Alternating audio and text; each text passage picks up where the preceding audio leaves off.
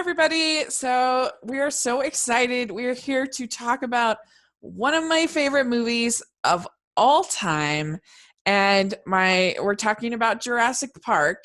And my friend Oscar is here to talk about it with me. This is so exciting. The first time on the podcast. So Oscar, why don't you introduce yourself? Hello, everyone. I'm Oscar Stainton. I'm usually a reviewer of films on my own DeviantArt account and my own blog. Been taking a little bit of a break recently, but I hope to get back into it sooner rather than later. Yeah, thank you so much. You have been a supporter of my channel for so long. So I was so excited to hear that you wanted to come on and talk about this movie with me. And this movie came out in 1993. And it was an epic year for Steven Spielberg. I mean, it's kind of crazy. You think he had this movie and Schindler's List in the same year, is incredible. This movie was probably the most influential, certainly it was the most influential live action blockbuster of my whole life. When I saw it, it's actually the movie that I have seen the most in the theaters of any movie, because it was just in the theaters for forever. I remember, and I was 12 and I just went and saw it over and over, and I saw it 7 times and at least, in my memory. And it just blew me away. I don't know, it's just a movie that has everything. Like it's tense, it's funny, it's got that awe and spectacle that I feel like so many movies now, they all just kind of look the same and they just don't give you that sense of wow. What about you? What's your kind of history with this film? Well, I wasn't even a year old when it first came out in cinemas. Yeah. Right. In fact, my very first exposure to dinosaurs in film was The Land Before Time, which Spielberg also produced. Mm-hmm. And my parents knew that I was going through my dinosaur phase and saw that Jurassic Park was on TV on Christmas Day of 1996. They recorded it. Okay. And that thus began the process of me watching the film, being terrified of it. Yeah, I was gonna say, that's pretty scary for a little kid. Yeah, but I watched it because I was so entranced by it, so mesmerized. Yeah. I wasn't into live action cinema at Mm-hmm. all, really. But this film and Steven Spielberg's E.T. started to open that up to me. Yeah. Opened me up to the possibilities of what live action cinema could do. Because I was mainly an animation kid. Yeah. Yeah, me too. And I don't know, there's just something about just like the awe and spectacle. Like I probably say it a million times in this podcast, but like the first time when they see the dinosaur, and I don't know all the dinosaur names like you probably do, but when they first see that dinosaur and just like their mouths are agape and there's just something, and like I had never seen special effects like that or an image like that. But it's not just that it looked really cool, it's that it was just the moment with the music and the characters and everything. It just like, you as audience, not only you were like there along with the characters with your mouth agape, because just have you had the chance to see this movie on the big screen? I have on 2 occasions. Once was the standard Blu-ray, projected on a big screen at the Royal Albert Hall with a live orchestra. Oh, wow. Yeah. Got a front row seat, and I have to say, the orchestra was amazing. They really did justice to John Williams' iconic score.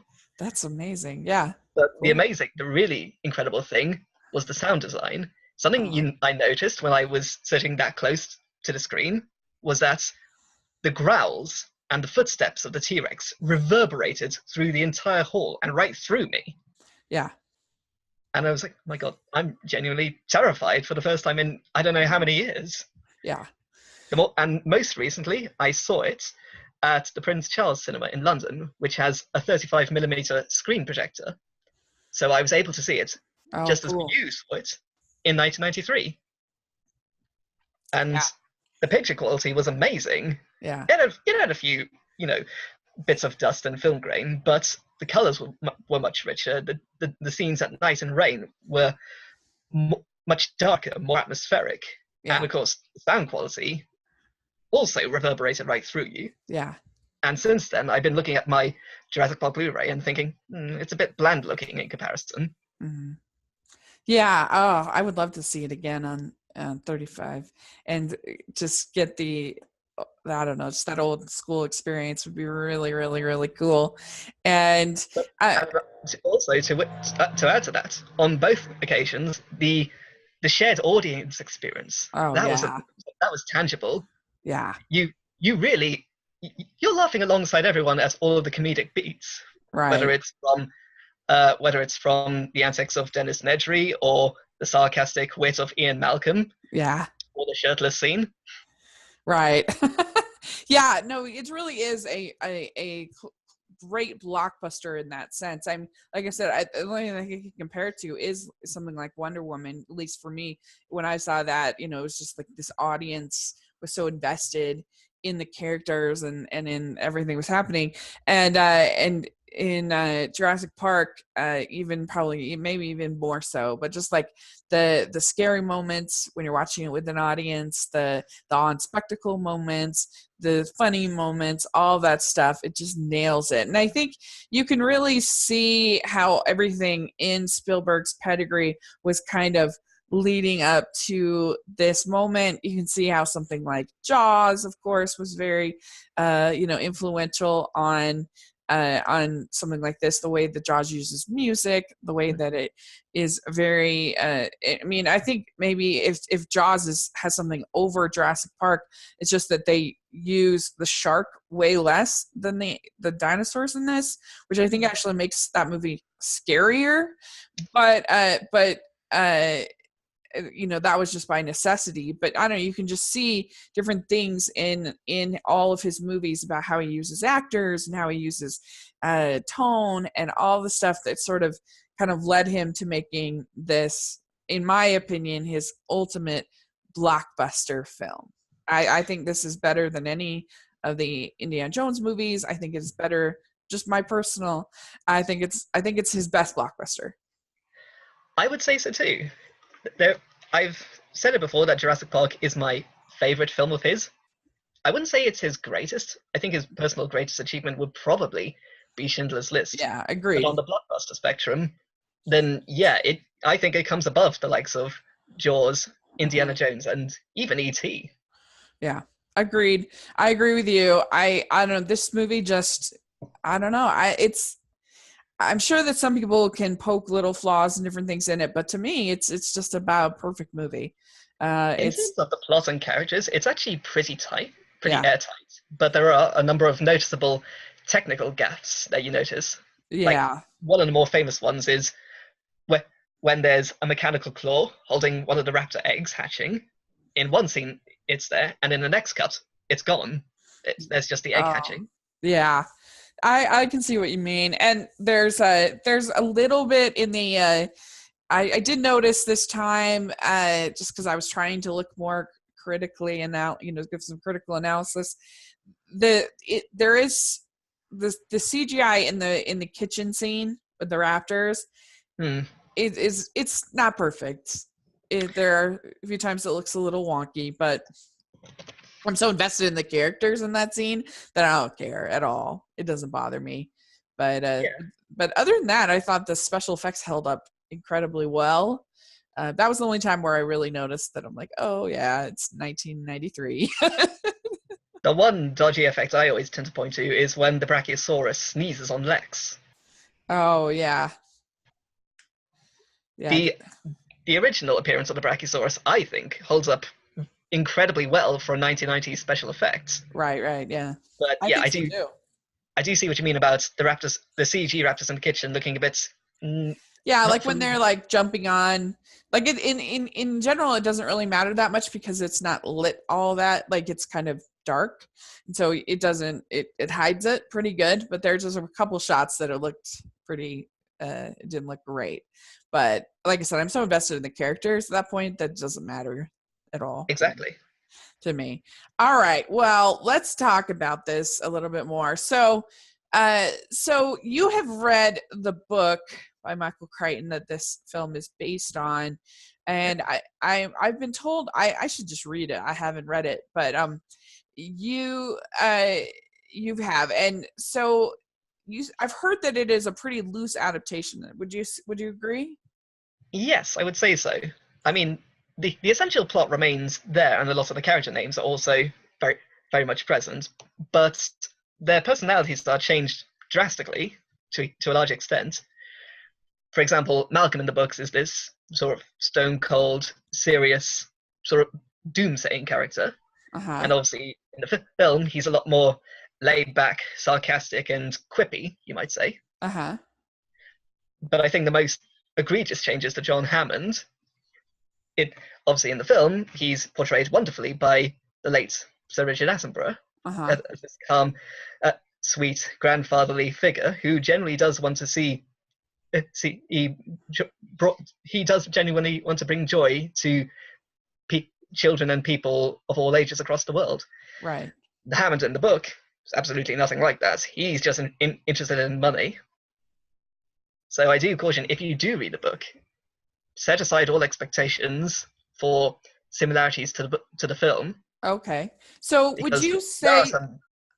that Sorry, you first. no, I would you say that this is a case of the movie improving upon the book?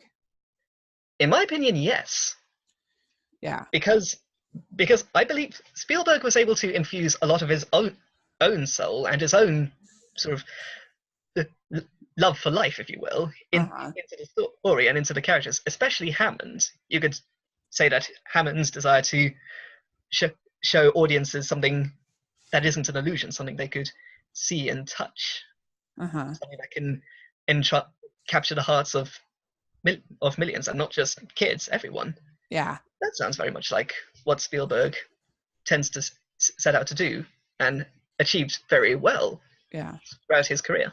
Well, and it sounds like from what you're saying that he created more nuanced characters because one of the things I think that sets this apart from most blockbusters and particularly from all the sequels, which I haven't been a fan of, is that the characters are very well developed. I always appreciate in a film is when you have it's easy to write well, not easy, but it's easier to write a movie or book where you have a compelling protagonist.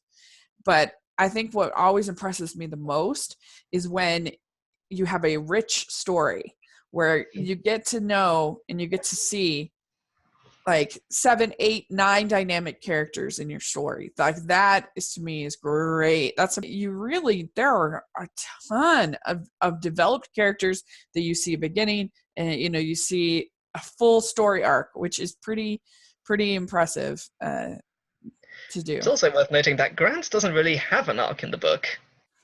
Oh yeah.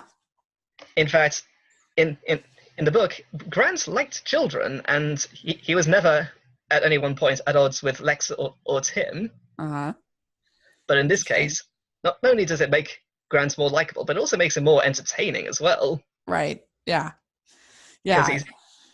you probably remember the scene where he scares that annoying kids at the dig site with his demonstration with a raptor claw. Yeah. Which is so good because it really that makes everything it's foreshadows. Exactly. It foreshadows the threat with the raptors and how exactly they hunt. Right. And also shows just how intense Grant is. Yeah. There is something about his character that would do reasonably well in intense situations like that. Yeah.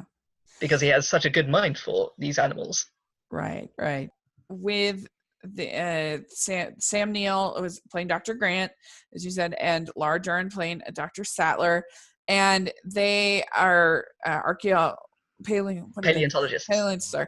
They're paleontologists, not archaeologists, paleontologists, and they're at a dig, and Hammond tries to get them to come and approve of his park, and he offers to basically fund their dig for 3 years. And so they decide, they get on board, they come down. So Marfer is there as a lawyer, and he's obviously wanting some insurance because there's been an accident at the park. And so that's why he brings down these dinosaur experts and these other experts with also Ian Malcolm. And who is Ian Malcolm? Like, why is he brought to the park? Well, I believe I think it's shown from the beginning that he is Hammond's biggest critic, you might say. Sure. And he thinks that whatever this project is ultimately doomed to failure because of Hammond's inability or refusal to understand the complex nature of designing a system or reserve like this. Yeah. And he is a chaos theorist. So he studies, he's an academic, basically. And but he's also a bit of a rock star in his own way. Right. And Jeff Goldblum, of course, plays Ian Malcolm. And so they get to the park, and the first dinosaur that they see is a Brachiosaurus, and it's just done, that whole scene is done so well with that spectacle and awe, and the way the music is used, the way that the actors pull it off, and it's I, like we said, I think it really does hold up very well. Well, what I can add to what you said is that when I first saw that scene as a kid, I just thought it was a real dinosaur, that they had found this island, that they had done some filming there, like you would film elephants in Africa. Yeah. And I just thought, oh my God, dinosaurs, they're alive. They're here. Yeah. I mean, it really does feel so real. And I don't know. It's just, it's so... Everything about that scene, from the acting, the cinematography, the music, the pacing, the way it just builds up to the reveal of the lakeside scene with the Brachiosaurus and the Parasaurolophus. Yeah. As John Williams' music climaxes, it's one of the most perfect moments in all of film history. Yeah, agreed. And so then once we get that first moment of spectacle and awe, then they go to this scene where they're telling you about how they did it. And one of the things I like about this movie is that they took the time to make it feel logical. Like, even if technically, obviously, they can't like get DNA from mosquitoes, and even if like literally that's not possible, it's told in a way that feels possible. It feels logically consistent. Yeah. And have gotten to see Wayne Knight as Dennis Nedry in this early section. We see him meeting with a sketchy guy that gives him the Barbasol can that he's going to sell he gets $750,000 down payment. He's going to get a bunch of embryos, and then he's going to get like $1 million more or whatever. And so we immediately know he is up to no good, this Nedry guy. Pretty much. Yeah. So what do you think of him, that character? What's interesting is that compared to the other guys, the other characters like Grant, Hammond, and Malcolm, he's a little bit more on the cartoonish side, actually. Yeah. But like, I feel like believable. Like, I feel like he definitely has this cartoonish moment, but like, I don't know. But he seems relatively consistent with most, corrupt, greedy employees that you might see in some high-end businesses. Yeah, but like he's Hammond's is it Hammond's son? No, Is no, it no, no, no. nephew, or isn't that he's not related? No, he's not related to Hammond at I all. was thinking he was for some reason. Anyway, but he has a relationship with Hammond, at least, where Hammond is very, very frustrated with him. And I think that there's a side of him that is trying to kind of get kind of revenge on Hammond, that he sees this. And I feel like that he's one of those characters that everybody thinks is kind of stupid. And so this is also kind of his way of being like, you see, I'm smarter than all y'all, is kind of a thing. And Yeah, so that's the other thing. He's very technically smart, but he's not very street smart. yeah. And so he has the codes and the other things that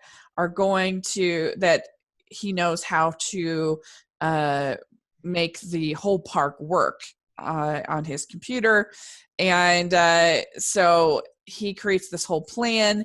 He's going to deactivate all the security system and everything so that he can go get the embryos. Of course, then that makes everything causes all kinds of haywire, because now the dinosaurs aren't protected. Like, their security system doesn't work, and so it's a huge problem. And so I think he works as a villain. I feel like I can imagine a character basically being like that. Like, he's not too mustache twirling for my taste, I don't think. He's very consistent, unlike some of the sequels where I feel like I think I know which ones you mean, like Vincent D'Onofrio, for example. Yeah. Yes. Yeah, that character wasn't well developed or believable at all to me. But anyway, and so they start on this tour of that's going to be the tour. And at first, like, it's a real dud, because like all the dinosaurs are hiding. And of course, they have to get out of the car to actually get up close to one of them, which is a sick Triceratops. And the sick Triceratops, that is definitely a really great scene. And you get you get Dr. Grant just leaning on the stomach of the Triceratops and breathing in and out and in, and you just see like the glee. And this was all done using like animatronics. And I think the Jim Henson folks and other things like worked with them for this. No, Jim Henson's company was never involved with Jurassic Park. Oh, really? I thought it was. Okay. The animatronics were all brought to life by Stan Winston Studios, who also worked on films like Aliens and the Terminator movies. That's right. Okay. Yeah. But this is one of the biggest animatronic props that was transported to Hawaii for the shooting, and it was also the first real dinosaur encounter that the cast got to experience. So all their reactions and seeing how lifelike the Triceratops was, that was all genuine. Get also the the dino doo-doo, which is pretty funny. Clearly only Steven Spielberg can do toilet humor. Yeah, all right. It's pretty good, because they're trying to figure out why the Triceratops is sick. And this is when our group kind of separates, so Dr. Sattler goes to Dr. Harding, and they to try to help the dinosaur, and Dr. Grant and Malcolm and Gennaro all stay behind, but they are going to have to stop the tour early, because there is a tropical storm that is coming. And so that's another problem that's kind of making things difficult. And that most of the park employees evacuate. And but they should have evacuated, obviously, everybody. But so that is an interesting point, because what are the odds that Hammond was told about the tropical storm at least a fortnight in advance? Mm-hmm. And the fact that he still proceeds with the tour anyways shows a fair deal of arrogance on his part, thinking that it will just, go the other way, so to speak. Yeah. Well, and he's like a character that, that basically plays God and is comfortable with that. And the And fact that he sort of uh, resembles the stereotypical image of the bearded Christian or Jewish god is also, I think, very evident in his mannerisms. that's a really good point. I hadn't thought of that. That's true. I like that. So, and you do get the great scene with Ian Malcolm where he says, "If I may, I'll tell you the problem with the scientific power that you're using here. It didn't require any discipline to attain it. You read what others had done and you took the next step. You didn't earn the knowledge for yourselves, so you don't take any responsibility for it.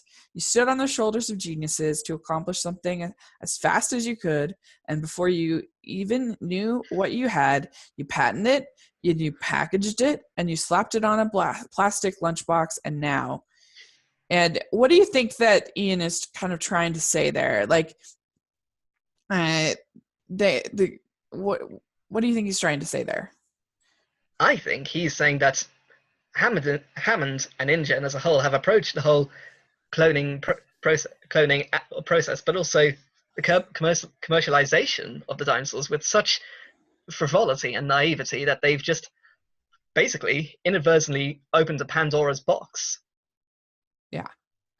Yeah, and that you can tell that this is a man who was a flea circus guy. That was the that he's trying to create on spectacle as opposed to the true rigors of science. That when science and commerce get mixed, it's usually pretty messy. And Hammond tries to. I don't think you're giving us our due credit. Our scientists have done things which nobody has ever done.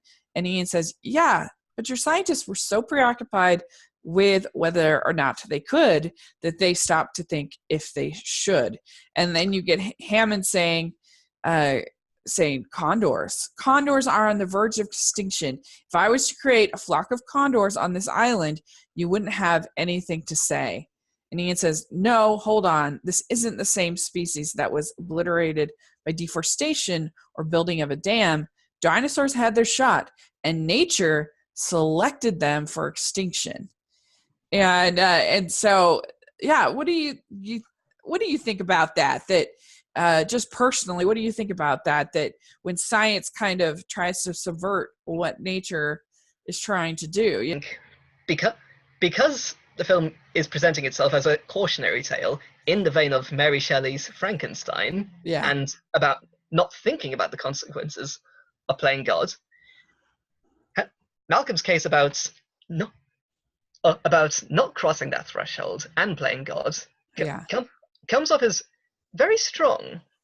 It comes off as strong that because even though we've been shown so many moments of, or at least we're shown one very great scene of wonder with the dinosaurs in the first scene,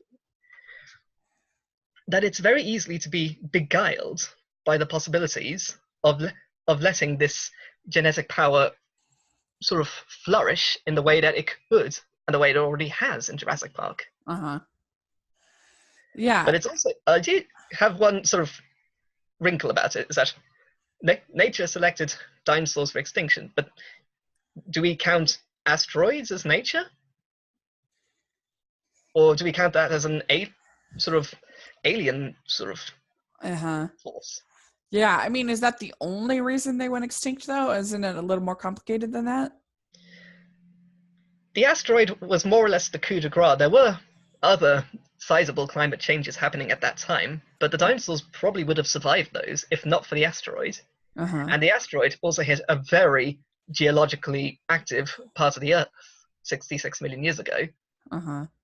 So it was like that. What followed was a chain reaction, very alarmingly reminiscent to the proton torpedo in Star Wars, a chain reaction that ends up causing a cataclysmic force of destruction. Yeah, it's an interesting thing. And he says, I simply don't understand this Luddite attitude, especially from a scientist. I mean, how can we stand in the light of discovery and not act? And Malcolm says, what's so great about discovery? It's a violent, penetrative act that scars what it explores. What you call discovery, I call the rape of the natural world. I think he's So, going too far there. it's interesting. The Yeah. first half of his argument concerning the irresponsible use of the technology and our and the potential for human arrogance of playing God and playing with extinct species. Those are all areas I do agree with. But I think he goes too far by saying that discovery is just violence. A violent act. I mean, it makes sense for a chaos theorist, though. It does. To say and that. We see him sort of demonstrate chaos theory with the waterfall, or sort of experiments with Dr. Sattler's hand, as you remember. Oh, yeah. That's true. Oh, man, this movie has so much in it. Yeah, it's really, and Dr. Sattler's, well, how can you even know, how can you even know these creatures, like what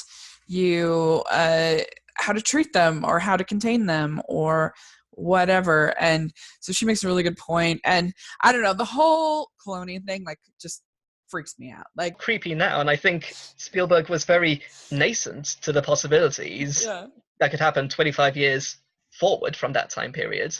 Yeah. After all, if one can clone dinosaurs and other extinct animals, then cloning humans isn't at all far off. The whole thing just creeps me out. He's gone and taken the embryos. He's messed up the whole system. We also get Samuel Jackson in this as a he's sort of the technical guy that's helping run the park. He's famous for his "hold on to your butts" scene, the line that he says. And that was one thing that irritated me in Kong Skull Island, is they actually use that line. I'm like, how can you have Samuel Jackson use his probably his most iconic line? Like, anyway. You didn't like how they used it in such a blasé fashion. Yeah, no. Well, apparently, the director asked for that line to be written into the script and hoped that Jackson would just go along with it. And if he didn't ask any questions, then they wouldn't put it in the film. He didn't ask any questions. Yeah. Apparently. I didn't like it. It was not good. But anyway, but his character is pretty funny, and he's like in the control room or whatever. He's in a very atypical role from what we normally associate with him as Nick Fury and even Frozone. Yeah, I guess. Yeah, that's true. And Nedry has all the codes and everything for the system, but he goes and he's going to go meet up with this guy at the dock to give him the embryos, and he ends up getting in this car accident and bumbling and stumbling. And what's the what's the dinosaur that ends up with the poison one? Dilophosaurus. Dilophosaurus. Yeah, he ends up getting killed by this dinosaur. And that is a great little death scene, because they first portray the Dilophosaurus as this, cute, relatively harmless little dinosaur. Yeah. With cute little squeaking noises. And the longer that scene goes on and the more curious and sort of bold it is, the more you realize, hold on, it wants something with him. And then it unfolds its frill and screams at the top of its lungs. That bit used to make me bolt out of the door as a kid. I'm just like, I almost want to close my eyes just a little bit, because it's like, it's really, it does. It makes, even though he's a bad guy, it's still pretty scary. It's a very gruesome way to die. And apparently it's even worse in the book, because in the book, the Dilophosaurus blinds Nedry, like square in the eyes. And the animal that attacks him is much bigger than the one in the movie. And it actually rips Nedry's guts open. There's a passage where he could feel his intestines spilling out before going numb and collapsing. Uh-huh. So, fair Ooh. warning if you do read the book. Okay, it's good to know. Good to know. It's probably much closer in tone to the Alien series than to Okay. Spielberg's filmography. Cool. Okay. Well, so now there's no chance. We know they don't know, where he is. They don't know if they're gonna be able to find him, but like there's no chance of him of anything being restored. We know that because we know he's dead. And And so everything's just in. most importantly, the visitors have stopped right outside the Tyrannosaurus paddock. I know, in these electric cars we have Gennaro leaving the kids in the Jeep and going into the bathroom stall or whatever, and the kids are like, he's really leaving us, and he even leaves the door open. And so we get this scene where the T-Rex is kind of looking for them, and he ends up killing Gennaro on the on the toilet. I think that's the first death in the series that's more played for laughs than anything else. Yeah. But I don't know. What do you think of that? The scene overall, or the scene overall? I think it's amazing. I think it's obviously this is a film with a lot of iconic cinema scenes, and the T-Rex breakout is definitely one of them. Yeah. The way they build up to it, with first the torrential rain, then the sudden booming in the distance, and the reverberations in the water, and the intense looks on Tim and Gennaro, and the realization that something's coming. Yeah. And the T-Rex looks so good. It looks that CG T-Rex is one of the best special effects, not just from the 90s, but from any period. Yeah, agreed. He looks so real, and it looks so convincing. She really is, and and I like it because they portray her as more of a curious predator than a rampaging Godzilla-esque creature. Well, yeah, because you have the great scene with, you have this goat that when they're trying to get the T-Rex to appear when they do the tour earlier, and Dr. Grant says he doesn't want to be fed, he wants to hunt. And so that kind of is a nice foreshadowing there as well, of what happens later. And why does Lex turn on the flashlight? What is she trying to do? I think she was trying to call for help, like call Grant for help, because we hear her murmur, "Dr. Grant?" just as the T-Rex starts breaking the fences. Yeah. But so she thinks he'll see the light or something, or?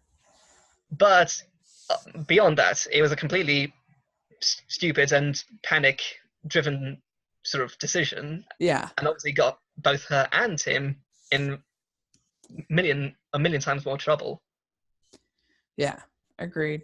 Malcolm ends up in the he ends up injured, but he's just kind of hidden in the remains of the bathroom thing. He draws the T-Rex away with a flare. So with the flare.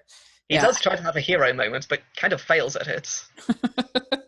And one of I think the scariest moments in the movie, and one of the moments that was the most impactful for me as a young kid, is when the sunlight, the sunroof, whatever of the Explorer. Yeah, the Explorer, and the T-Rex comes down, and it's all that's between the T-Rex and the kids is this piece of plastic, basically. Like, that is so scary, I think, and it's so good. The sheer ferocity of the T-Rex's attack on the Ford Explorer. Yeah. There's so much energy and force and sheer horror on display there. Yeah. I couldn't watch that scene as a kid, and it took several repeated tries before I eventually got used to it.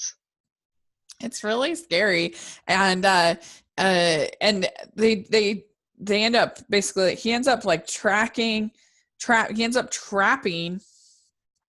like Lex and Tim underneath the Explorer, particularly Tim, his feet are caught in the seats, and so he can't get out.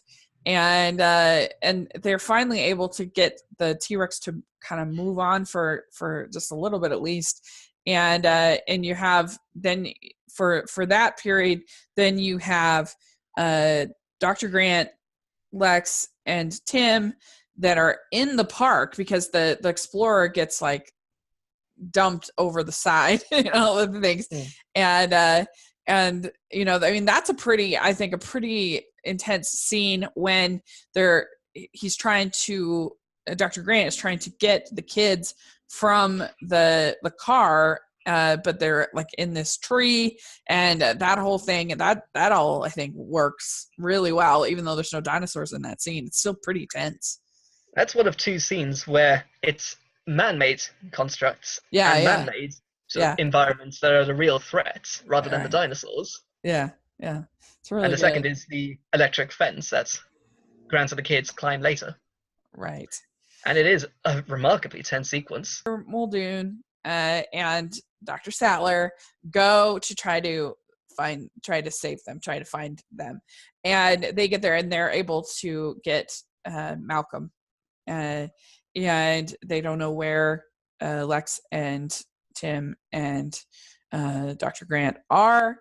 And they have a scene where you have Malcolm in the back of this Jeep, and you have the T-Rex coming after them, and that's a pretty good. A very thrilling scene. Yeah, pretty good scene.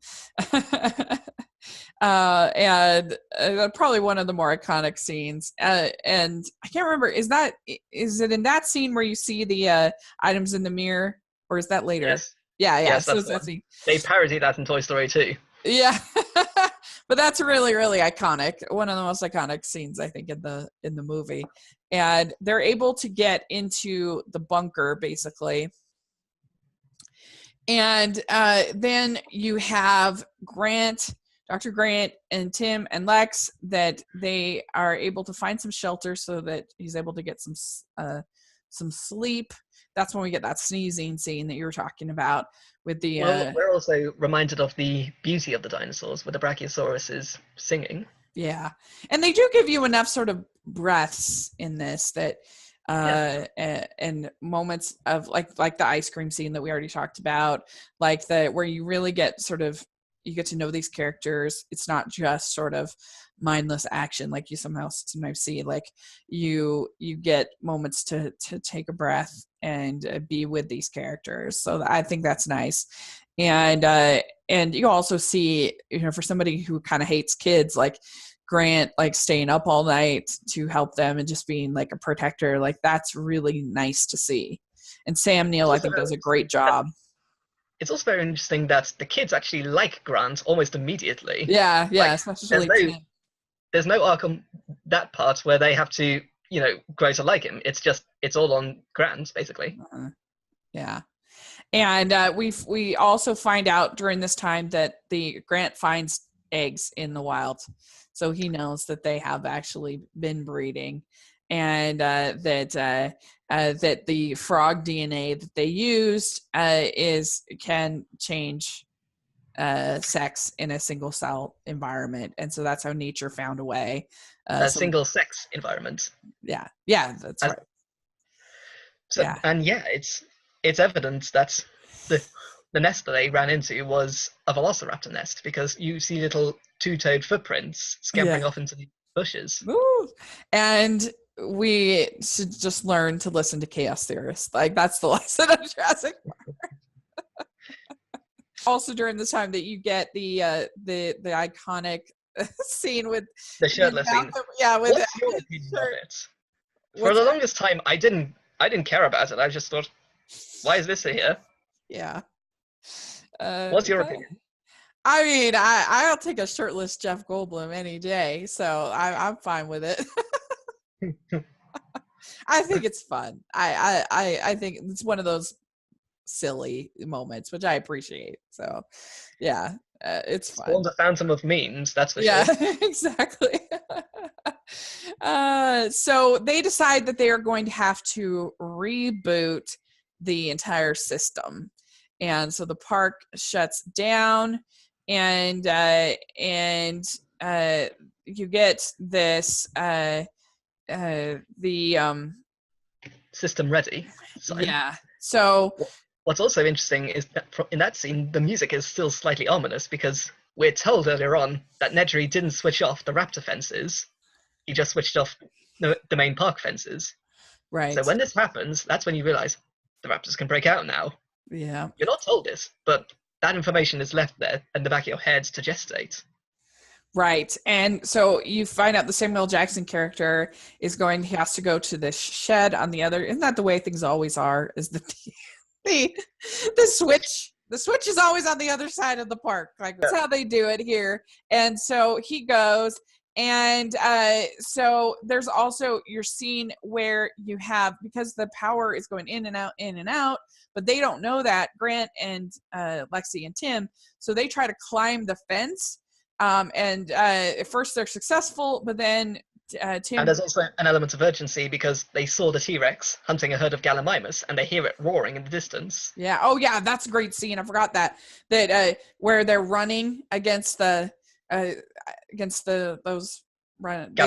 They look like ostriches to me. Essentially, they are. Yeah. That's a really good scene. But Tim ends up getting electrocuted because that's when the power goes back, and you see Dr. Grant doing CPR. Try to say I have to say, it really is amazing that Tim survived a 10,000 volt shock. Yeah. Like, even if it was just for a split second, I don't know how anyone survives that. Yeah, probably not the most realistic, but I don't know. I have no idea. Even in this movie, the whole universe seems to play fast and loose with real science and physics. Yeah, it's fair. But I feel like it's done in a convincing enough way that I buy it. But yeah, it's fair. It's I don't know. Would it be at all like getting struck by lightning, or like a million times worse? I think being struck by lightning is worse, just off the top of my head. Uh-huh. But I have no immediate frame of reference for that. Yeah, interesting. Anyway, and so they go and try to when the Samuel Jackson character doesn't return, that's when Dr. Sattler and Muldoon end up going to they go to the shed to try to figure out what's going on, and they find his pretty gruesome. They find it. Well, that's the thing. Ellie finds Mr. Arnold's severed arm in the shed. It's pretty creepy. Yeah, it is. Even as a kid, I was like, "Ooh!" Like, yeah, that's I think that might have been my first exposure to gore in a movie. Yeah. So yeah, and Ellie is switching the power back on. Yeah. Muldoon is trying to hunt the raptors before they hunt him. Yeah, I feel kind of bad because he's like the one character that like kind of was aware of the I don't know, like the one character that was working for him and that was the most like most of a realist, I guess. And he is not spared by the raptors, and he is killed, and that's a pretty scary moment. And and then you have Grant and Tim and Lex. They finally get to the visitor center, and they think you have that sense of but you've still got tons of the movie left, so it's not the end. So he leaves the kids to eat something, and he's going to go try to find Sattler and the rest of the crew. And then the raptors end up in the visitor center, and so you get this really great scene with them in this kitchen hiding from the raptors, and I think that works so well. The iconic scenes, they just keep coming, don't they? Yeah, they really do. Oh, it's such a good movie. They end up getting joined by Grant and Dr. Grant, Dr. Sattler, and they end up in the control room. No, they end up in the ceiling. The foyer hall ceiling on top of the skeletons. And I love the scene. It's so like, oh, when Lex crashes through whatever one of the tiles, and she's hanging there, and the raptor is there, yes. and Dr. Grant's like pulling her back. Oh my gosh, that's Grant goes full action hero in that scene. It's really good. It's like really the moment the raptor rears its head through the tiles, he just kicks it right in the face. Yeah. And then immediately lurches forward to pull Lex up. Yeah. But yeah, now that I understand what you mean, yes, that is a really great scene. A really great. It's really good. And then you end up them back in the control room, and they're hold on. The scene we just discussed comes after the control room when they reboot the power. Is it? Okay, sorry. But in the control room, you have this scene where the Raptors are trying to get in, but you have Lex there trying to. You have Dr. Grant and Dr. Sattler holding back the Raptors with the door, and you have Lex trying to hack through Nedry's coding and turn the power back on, and so that the locks can be initiated. And so that's also a pretty tense scene. And there's only one line earlier in the film that suggests that Lex is, in her words, a hacker, although Tim calls her a nerd. So right. that was our foreshadowing for her familiarity with the Unix system. Yeah. I think it's perfectly functional. Like, as long as you include some kind of a line or some kind of allusion for what's to come in the same movie or in another movie, then it still works as foreshadowing. Yeah. And it works. And you do have you're like, Tim, why don't you give Dr. Sadler the gun? Like, why are you just but he's just it also doesn't help that Sadler is positioning herself right next to the hinges of the door, which will do nothing. Because I guess that's true. Sattler and Tim are kind of useless because they're in panic mode, and right, yeah. So it's all just up to Lex and Dr. Grant. But they end up getting chased by the Raptors to the main section where the skeletons are. Where the skeletons are on display.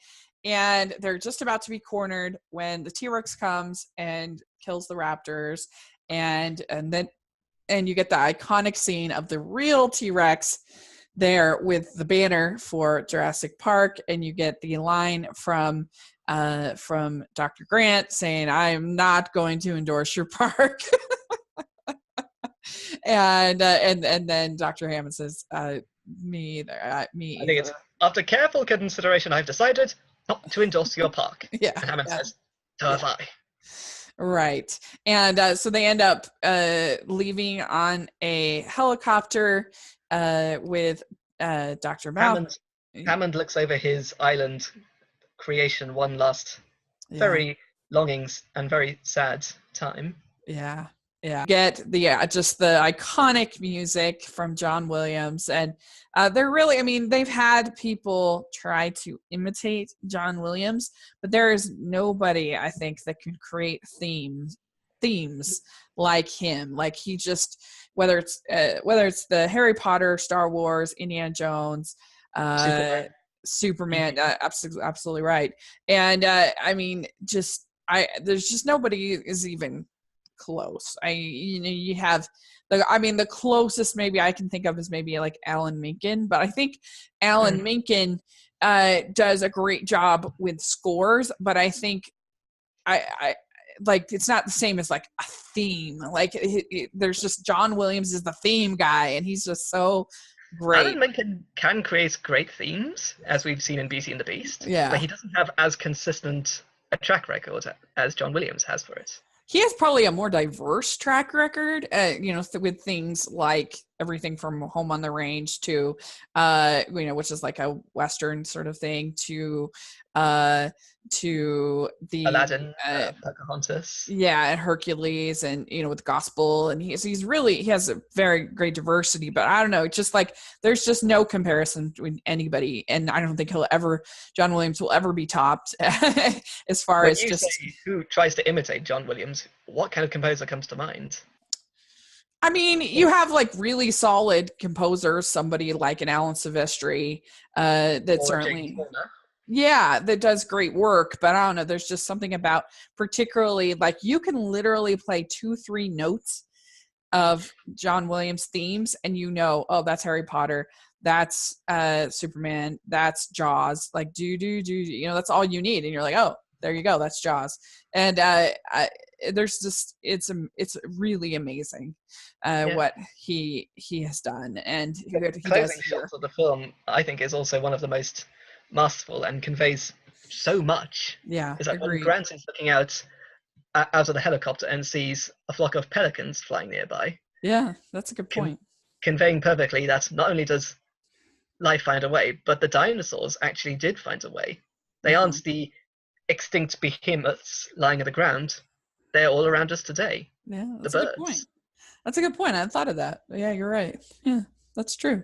And and I don't know, it's just and you see everybody's safe and everybody's happy, and one of the best happy endings in Spielberg's filmography, I think. Oh yeah, agreed. Yeah, for sure. And in stark contrast to the novel, in the novel, after getting power back to the island, they call the Costa Rican Air Force, which is made up for the purposes of the book, and they destroy the island. They hit it with napalm, and all of the dinosaurs are destroyed. Oh, interesting. Okay, we got right is that it wasn't just on spectacle. It had well-written characters. It had moments of heart that you I think are missing a lot in the sequels. And I feel like they tried to make it logically consistent, which I appreciate. And I don't know, I just all together, it just makes all those, there were just so many little pieces of this first one that combined together, I think, make it really the perfect blockbuster film. And it's just a movie that I just love. And I was thinking about it the other day that it may just be that the franchise is, because the franchise has just basically produced monster movies, and that's fine, but because I had such an experience with this original film, I want it to be better than that, better than just monster movies. Like, I want it to have better characters, and I want it to make logical sense to me, at least, and I want it to be better.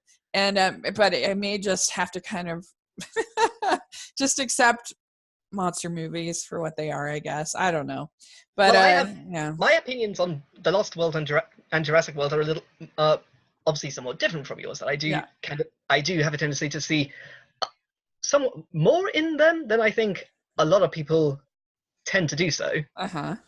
Yeah, so it'll be fun to talk about them. It will definitely be fun. We're gonna I definitely think that Jurassic Park has truly become better with age, partly because of the changing landscape of film and fiction, but in large part, I think, because it had heart, it had humor, it had horror, it had thoughtful science fiction blended into it. It had a very clever script. Yeah, I think so too. It really does. It just holds up so well. It's so entertaining. It's so tightly paced. There's not really any part where I'm bored. Even if I were to separate myself from the Jurassic Park sequels and look at it in its own vacuum, I would say that to this day, Jurassic Park helps me to believe that there can still be wonder in this rapidly transforming world. Yeah. Agreed. I think that's what makes it special, is that it has that spectacle and awe. It feels real. It feels believable. It has great characters. It has great music. It's just so well done. And it has just a great cast, like I said, that's very deep. We didn't even mention B.D. Wong as one of the scientists. There's such a small role, but such an integral one as well. Yeah. Like, no actor and no role is wasted. Right, exactly. So it's a movie that I really have I don't know, like no movie is perfect, but I really don't have any flaws. Like I'd certainly give this one my highest grade, 5 stars, A plus, whatever kind of a thing. I think I think you have to seriously nitpick for this one. To me, it's, you know, a lot of people feel that way about like The Dark Knight or Empire Strikes Back or whatever, but I think that this may be even in my eyes even better than both of those films. And I just love it. So and so we will meet again to talk about the series, and I'm going to try to see if David Healy can join us, because he's a huge Jurassic Park fan. But we'll see what we can do. But anyway, in the interest of keeping surprises up, I want to wait to see what your reaction to Fallen Kingdom was on the next podcast. Right. So I am excited, and even though I wasn't that big a fan of Jurassic World, I am a lot of the trailers you found very problematic. Yeah, I didn't love the trailers. So, but I do like J.A. Bayona's, you know, where he's a quality director. So going into it with an open mind, and we will see we'll see what I think. What's in store? Yes, definitely. Yeah. So thank you so much for coming on and talking about Jurassic Park with me. This was really fun. Thank you so much. I appreciate it. And how can people find you? You can find me on DeviantArt at my account name is Albion93. Mm-hmm. And my blog is bestfilmreviews.co.uk. Okay, and on Twitter, if you want to. And on Twitter is at Albion_93. Great. And I'll have links for that in the description section. You can check it out. And you can follow me, of course, at Rachel's Reviews on iTunes and YouTube, and at Smiling LDS Girl on social media. So check that out. And I'd love to hear your feedback. What do you think about Jurassic Park? What are some of your favorite scenes of the movie? And what are some of your favorite characters? All of that fun stuff. Let us know. We'd love to hear your feedback. So thanks again, and we will talk in a couple of weeks. Absolutely looking forward to it. Okay. And what may. All right. Okay. Bye. Bye, everyone.